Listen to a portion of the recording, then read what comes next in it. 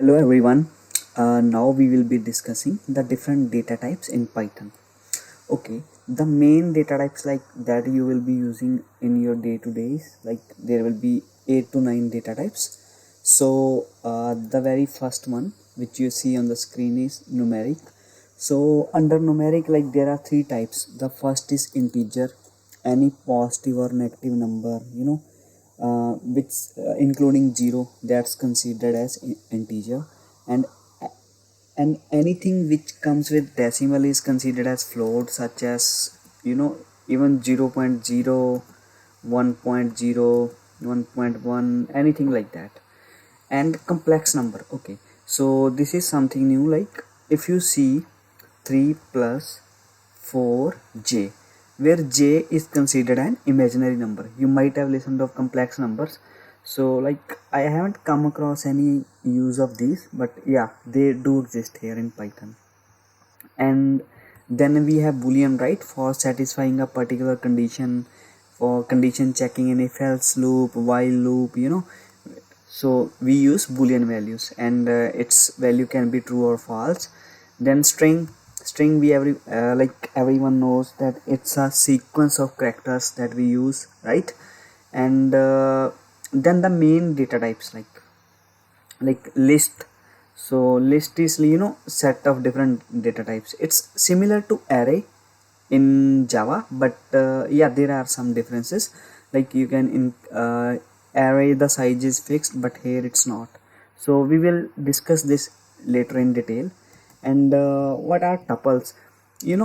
If the value is going to remain constant, it's never going to change. Those values we put under tuples. Okay, then we have set. So set also we will be discussing later on in detail. And then dictionary, this is a key value pair that we have, right, similar to hash map. And then none means that nothing is there, it's empty, it's null, that's it. And then range is like in looping we define the range, like a range starting from this number. Suppose I want to start it from 2 and run it until 9, then I will give the last number as n plus 1, 10. And how much I want to increment it by. Suppose I want to increment it by 1, then 1 is by default, you need not give the last parameter. Or you want to increase it by 2, like 2, 4, 6, 8 until 10, 8, right? 10 will not be considered, so you can give her 2. If you want to increase it by 3, like 2, 5, 8, that's it, right? Then you can give the value here as 3. So in this video, let's discuss about numeric values, then boolean values. Let's complete both of these, and then rest we will see later on, okay, in the next sessions. Okay, so one by one we will be explaining all of those. Okay. So here what I will do is I am going to initialize some integer value. A is equal to 9, b is equals to -7, c is equals to 0. If I am going to print type of these, that is going to come as integer. Type A, then similarly B and C, right? Similarly I will be printing the type of B and C, right? So one is positive number, then negative number, then 0, right? So let's see what is the type. If you see, let me clear this one, save it and run it. Okay, see, the type of all of three of them is integer. So any positive number, negative number, or 0, doesn't matter like what is the value. Suppose I am entering here 9876, like a very long value, right?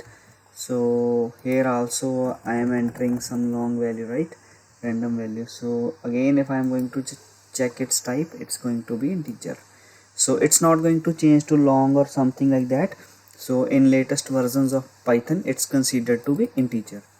And then if I am going to add some variables like 0, 0.0, let's see this also, is equals to -5.0, f is equals to 7, or I can say 7.1, anything like that, anything coming with the decimal values. So if I am going to check the type of these, E, then next is we mark it as G. Okay, GF. Okay, then G, and then the last one is F. Let me save it. See, all those three are coming as float.